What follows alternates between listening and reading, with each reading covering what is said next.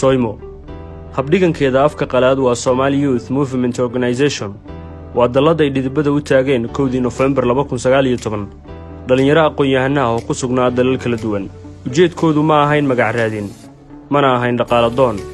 waxa ay ahayd go'aan damqasho umadeeda waxayna u istaageen inay muujiyaan dhaqdhaqaaq midnimo doon ah ujeedkiisuna yahay mideynta dhalinyarta Soomaaliyeed waxbarista kuwa lumiyay fursadaha waxbarashada dhiirigelinta hal-abuurka iyo haldoorka bulshada Soomaaliyeed waxa ayna si mutadawacnimo ah ugu istaageen caawinta agoonta dadka nugul iyo sare u qaadida wacyiga dhalinyarada Soomaaliyeed tani waa warbixin aad uga bogan doontid Soimo hadafka Soimo waxqabadkii ugu muhiimsanaa 4 sano ee u dambeysay iyo qorshe sanadeedkan 2022 1 November 2019 ayay dhalinyaro waxbaratay u istaageen inay dhisaan dallada Soimo oo ay geliyeen waqti sidii loo heli lahaa magac astaan sharci iyo in la dhiso golayaal fuliya hadafka ururka u dhaqdhaqaaqa dhalinyarada Soomaaliyeed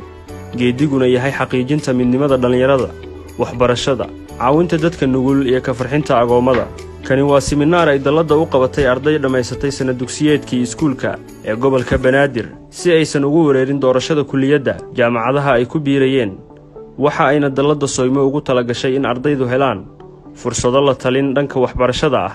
fursado la talin dhanka doorashada kulliyadda jaamacadda si aysan ardaydu ugu wareerin kulliyadaha ay ku biirayaan sanadkiiba waa barnaamij la qabto sanad dugsiyeed walba adduunka ayaa dabyaaqadii 2019 ku waabariistay digniinta cudur dilaa ah oo qaatay magaca COVID-19 waxa uuna dal walba u istaagay sidii uga hortagi lahaa faafinta coronavirus iyadoo la raacayo talooyinka ay bixinayeen bahda caafimaadka Soimo waxa ay ka mid ahayd ururadii u istaagay inay bulshada Soomaaliyeed ka wacyigeliyaan halista cudurka dilaaga ah ee COVID-19 iyo gaarsiinta agabyadii caafimaad ee looga hortaga COVID-19 tani ma ahan deeq ka timid dawladaha shisheeye hay'adaha caalamiga ah ee waa mid ka timid bahda Soimo si ay u kabto waxbarashada ilmaha agoonta ah oo ku jira Maamo Ugaaso Foundation waxa ayna 13 July 2021 gaarsiiyeen agab waxbarasho carruurta agoonta ah in badan oo bulshada Soomaaliyeed ah ayaa ciriiri uu ku yahay inay helaan biyo nadiif ah baahida ugu weyn ay la kulmaan dadka reer guuraaga ahna waa inaysan helin biyo waxa ayna dhalinyarada Soomaaliyeed ka qayb qaateen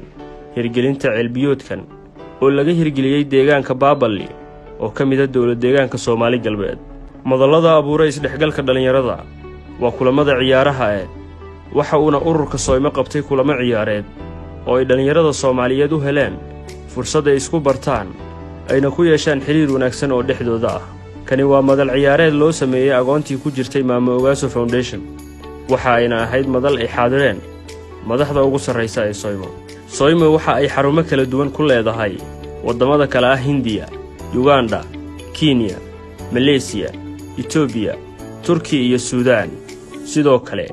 Thailand iyo wadamo kale waxa ay wakiiladooda u jooga ururka fuliyaan qorshe hawleedyada ururka caawinta jaaliyadaha iyo ardayda ku nool dalalka aan kor ku soo xusnay sare u qaadida wacyiga dhalinyarada isku xirka madallada doodaha cilmiga waa udub dhexaadka 4 sano ee la soo dhaafay ay Soimo waana gungaaridda ugu muhiimsan bahda Soimo waxaana u qabsoomay kulamo sare loogu qaadayay wacyiga dhalinyarada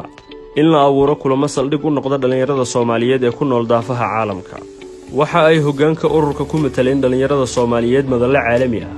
sida ka qaybgalkii shirkii dhalinyarada caalamka oo uu ururkan ku matalay gudoomiyaha ururka Cabdikaafi Maxamed Cusmaan 30 January ee sanadkii tagay 2021 sidoo kale waxa ay hoggaanka Soimo xaadireen kulamo ay soo qaban qaabisay Uganda Red Cross oo sare loogu qaadayay wacyiga dhalinyarada Afrikaanka ah iyo sidii ay u yeelan lahaayeen wada shaqayn wanaagsan Soomaaliya gobolada qaar waxa ku dhuftay sanadkii tagay abaaro galaaftay nolosha dad badan oo xoolo dhaqato ah iyo xoolihii ay dhaqanayeen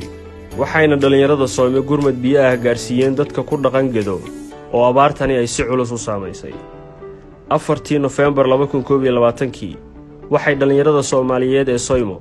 gargaar caafimaad gaarsiiyeen bulshadii ku barakacday dagaaladii cuslaa ee ka dhacay degmada Gurceel ka u dhaxeeyay ciidamo iska soo horjeeda oo kala taabacsan ahlu sunna wal jamaaca iyo maamulka Galmudug ballanteenu waa Soimo halku dhigeedu yahay waan sameyn karnaa isbedel dhaba ama dadka iyo dadkuba annaga ayayna sugayaan dhalinyaro dhalinyaro dhalinyaro dhalinyaro dalka hemiyo dalku wuxuu sugaya doorkan waa inaga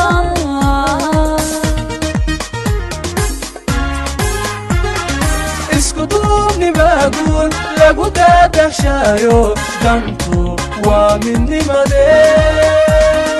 taladaada laga jira